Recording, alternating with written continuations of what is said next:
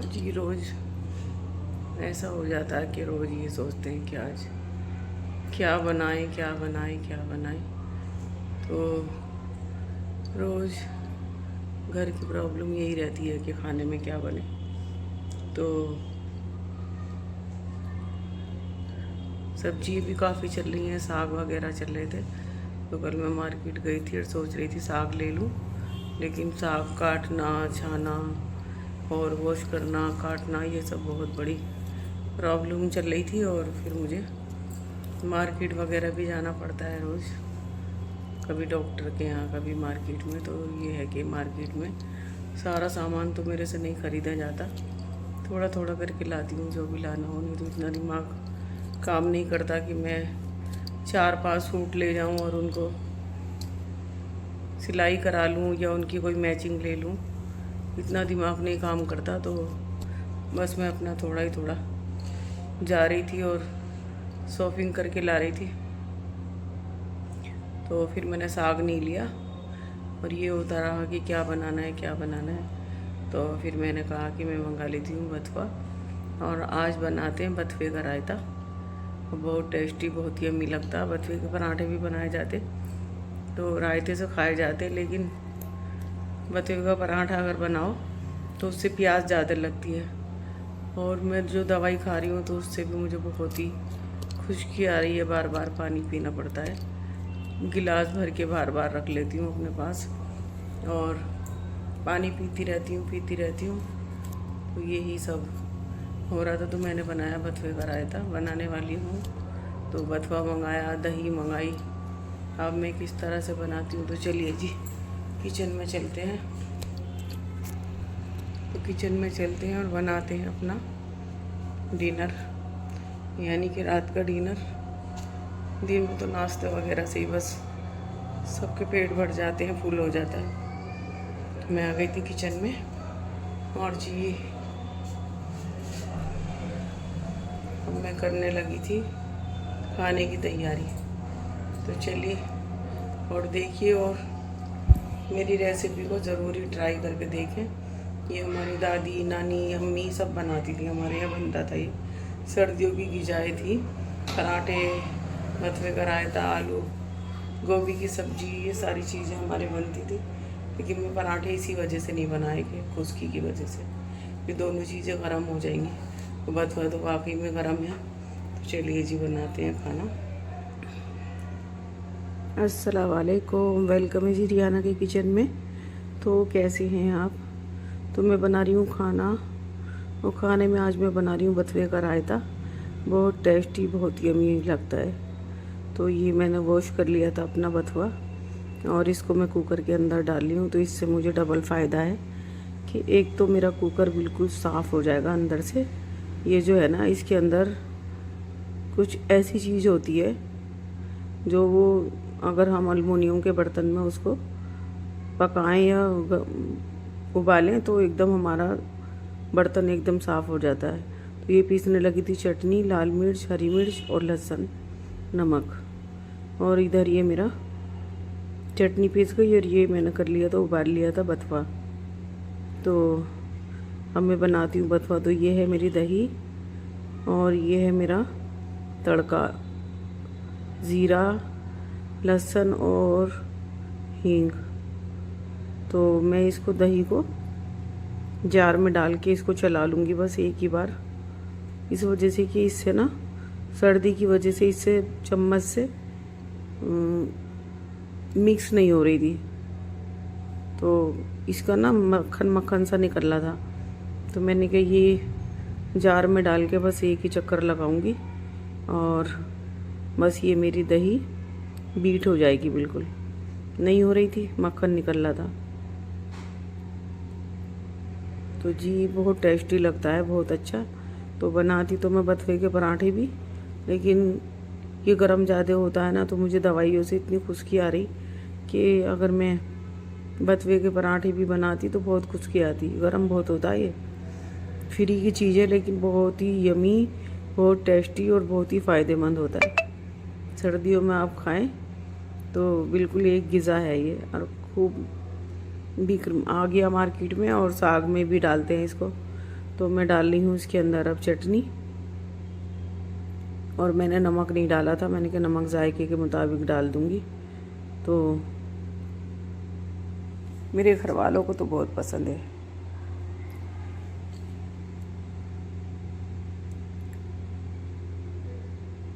तो ये देखिए, ये भी मैंने चटनी भी डाली थी तो ये फिर भी मिक्स नहीं हो रहा था। तो फिर मैंने जार में डाल के ना एक चक्कर लगाया मिक्सी में, और ये एकदम सही हो गया। ये मैंने डाल दिया था जार में, तो एक चक्कर लगा के इसको मैंने भगोने में पलट लिया। और अब डाल दूँगी इसके अंदर जो मैंने मिक्स किया था बथुआ, वो भी मैंने ग्राइंडर में चला लिया था थोड़ी देर के लिए, 1 सेकंड को, और वो भी मिक्स हो गया था। तो इसी तरह से मेरा बन गया था बथुए का रायता। तो ये डाल रही हूँ मैं बथुआ, इसको मैंने मिक्सर में मिक्स कर लिया था। और बस अब मेरा इसके अंदर देखूँगी नमक, और जितना आपको गाढ़ा रखना हो, पतला रखना हो तो अपने हिसाब से रखें। और थोड़ा सा पानी मैं इसमें डालूँगी, हल्का सा। ऐसा भी ना हो कि रोटी का निवाला डालें और वो ऐसे ही निकल जाए जैसे कि पानी से निकल गया। थोड़ा रायते का टेस्ट आना चाहिए और थोड़ा निवाले पे लगना चाहिए। तो थोड़ा इसके अंदर पानी ऐड करूँगी और फिर डाल दूँगी मैं इसके अंदर तड़का। और बहुत यम्मी बना था। मेरे घर में जैसे अब ये खाएंगे तो कहेंगे कि इसके साथ बथुए के पराठे भी होते। तो ये चला गया नमक जायके के मुताबिक, जितना भी आप खाते हैं, कम या ज़्यादा। और देखिए बथुए का रायता कितना मेरा ग्रीन ग्रीन सा बन गया। और बस अब तो ये तड़का ही तड़का मांग रहा है, वैसे तो नहीं है। और फिर बनाऊंगी मैं रोटियां। तो मैंने रोटी का आटा गूंद दिया था और वो मैंने 10 मिनट के लिए रख दिया था, जिससे कि वो सेट हो जाएगा। और बस फिर बना लूँगी अपनी चपातियाँ। तो बस यही हमारा डिनर हो जाएगा और कुछ आ जाएगा बाहर से थोड़ा बहुत, जैसे कि यहाँ पे मीट नहीं मिल रहा। मुसलमानों में मीट के बगैर खाना नहीं खाया जाता। बहुत कम घर ऐसे हैं जहाँ पे मीट कम बनता है, नहीं तो हम लोगों में तो ज़्यादा ही बनता है सभी के यहाँ। अगर किसी दिन ऐसा हो जाता है तो बच्चे वगैरह नहीं खाते, फिर बाहर से लाते हैं। तो हम भी जैसे चिकन टिक्का, सीख कबाब, ऐसी चीज़ें मंगा लेते हैं अगर हमारे यहाँ मीट बंद हो जाता है। तो चिकन पे तो कोई पाबंदी नहीं होती ना, चिकन मटन तो बिक रहा है, बीफ पे पाबंदी हुई कल से। तो ये मेरा रायता। और अब मैं तड़के के लिए सरसों का तेल फ्राई पैन में डाल के रख दूँगी गैस पर। और अगर मेरी रेसिपी आपको अच्छी लगे तो कमेंट सेक्शन में कमेंट कीजिएगा, लाइक सब्सक्राइब ज़रूर करें, शेयर करें। और अच्छा लगे तो भी, और अच्छा ना लगे तो भी कमेंट करें। और नेगेटिव कमेंट करने वाले मेरे सेक्शन से, मेरे क्या हो गया मेरे हाथ में, कमेंट सेक्शन से दूर रहें।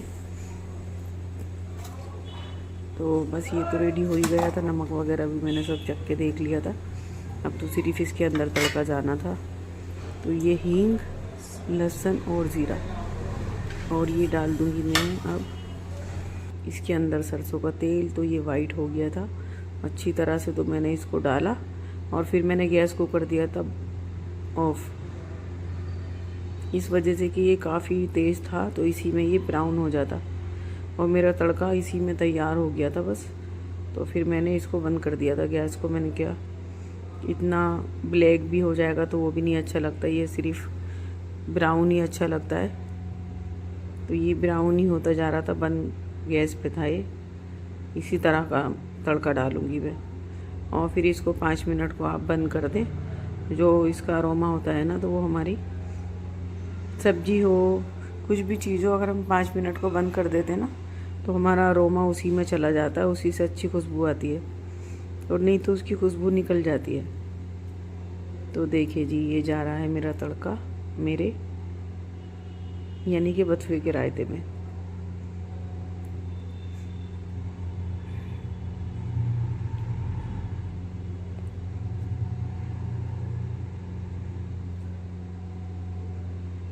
बस अब मैं 5 मिनट के बाद इसको देखूंगी।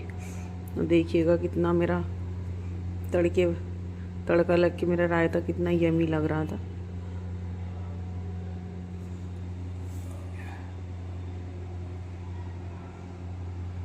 फिर किसी दिन बनाऊंगी तो उसके साथ में पराठे भी ज़रूर बनाऊंगी। और जैसे कि अब सर्दी शुरू हो गई है, अभी तो रात हमने हल्की सी एसी वाली चादर ओढ़ ली तो उसमें गर्मी लगी, फिर कॉटन की निकाली रात को। देखिए जी कितना अच्छा बना था मेरा रायता, बहुत ही टेस्टी बना था। तो बस अब बनाने लगी थी मैं।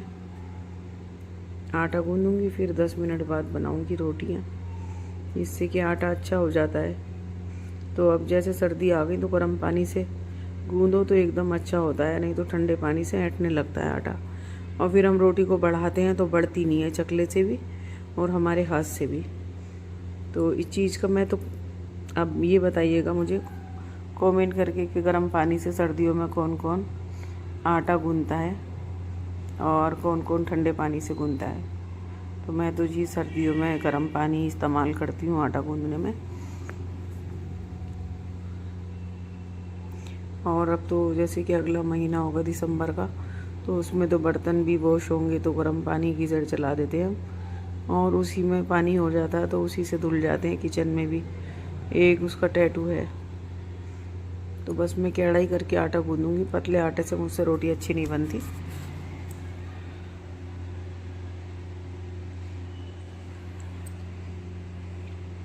तो मुझे कमेंट करके बताइएगा कि रायता, बथुए का रायता कौन कौन बनाता है और कौन कौन खाता है, और किसने बनाया और कैसा लगा। मैं कल मार्केट गई थी तो मैं सोच रही थी साग ले लूँ, तो मुझे लगानी थी आज मशीन कपड़े धोने वाली।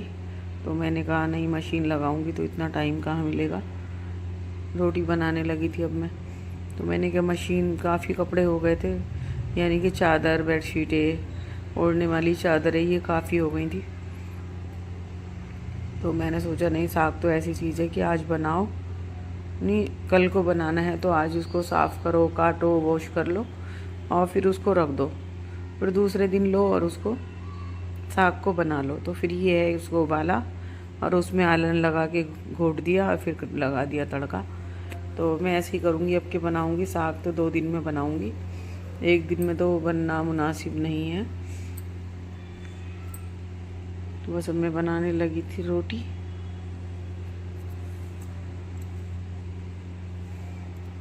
तो रोटी मेरी सही बिल रही थी, मैं बेल रही थी रोटी तो सही बेली जा रही थी। आज तो मौसम कुछ ठंडा सा था बाहर, घर में तो नहीं था, लेकिन मेरे हस्बैंड बता रहे थे बाहर से आके कि ठंडी ठंडी हवाएं चल रही और मौसम बहुत चेंज हो गया, ठंडा हो गया। तो मैं तो पहली बार देख रही हूँ कि नवंबर का महीना है और हम लोग जर्सी, शाल वगैरह या अपने गर्म कपड़े नहीं पहने हमने। मैं पहली बार ही देख रही हूँ, मेरी बेटी नवंबर में हुई थी। तो क्या तो चेंज हो गया मौसम उस टाइम से अब तक। तो मेरी याद है अच्छी तरह से कि ये पैदा नहीं हुई थी, तो हम धूप में चारपाई डाल के और उस पर बैठ जाते थे नवंबर में। फिर ये नवंबर में जैसे मेरी बेटी हो गई, 17 नवंबर को इसकी पैदाइश थी, तो उसके बाद मैं छठी नहाने के बाद फिर मुझे धूप में ही बिठा देती थी मेरी अम्मी, और धूप में बिठा के और कहती थी कि धूप में बैठी रहो जब तक कि धूप है, और फिर अगर धूप ख़त्म हो जाएगी तो फिर चला देती थी अम्मी रूम हीटर। तो मैंने तो ये देखा नवंबर के महीने में, और अब के ही देखा मैंने पहली बार कि हम कॉटन के सूट पहन रहे हैं और बिल्कुल भी कोई चीज़ गर्म नहीं है हमारे पास को, और हम फिर भी सही हैं। कवर्ड मकान तो हमारे पहले भी थे, ऐसा तो नहीं है कि अभी कवर्ड हो गए, कवर्ड तो पहले से ही है। तो सर्दी में अब में और अब जब में बहुत फ़र्क आ गया, यानी कि जब जो चीज़ मांगते हैं ना वो जब नहीं मिलती, और हम जब नहीं मांगते वो चीज़ जब मिलती है, वो टाइम ऐसा आ गया। वही हमारे प्यारे नबी की हदीस है कि क़यामत से पहले ऐसा टाइम होगा कि दिन घंटों की तरह गुजरेगा और हफ्ते, महीना हफ्ते के बराबर गुजरेगा, यानी कि महीना और साल ऐसा जाएगा कि ये पता चलेगा कि अभी तो आया था फिर दोबारा से आ गया। तो ये बिल्कुल वही टाइम है, और जो हमारे नबी की हदीस है बिल्कुल सच्ची हदीस है। और आज का व्लॉग मेरा यहीं तक था। अल्लाह हाफिज़।